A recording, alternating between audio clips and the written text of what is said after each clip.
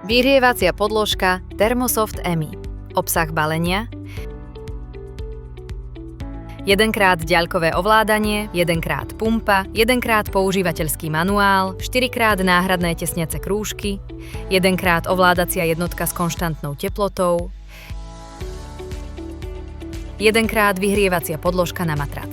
Pri používaní zariadenia vyhrievacej podložky Thermosoft EMI vždy dodržiavajte nasledujúce bezpečnostné opatrenia. Pred použitím si prečítajte všetky pokyny a uschovajte si ich na bezpečnom mieste. Montáž a spustenie zariadenia. Umiestnite ovládaciu jednotku na pevnú plochu a vyhrievanú podložku na matrac. Zasuňte hadicu do prípojky na ovládanie, kým nezaznie kliknutie, ktoré potvrdí správne spojenie. Otvorenie vrchného krytu ovládania umožňuje dolievanie vody. Pri prvom použití je potrebné naliať približne 800 ml.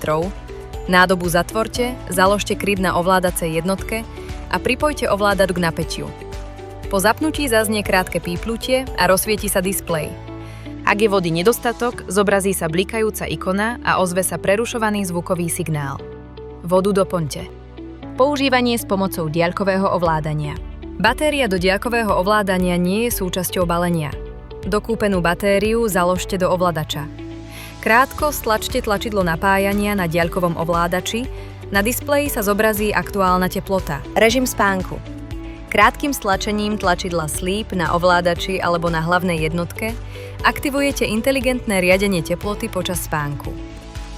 Po použití vypnite zariadenie a odpojte ho z elektrickej siete. Počkajte, kým voda v nádržke vychladne na izbovú teplotu.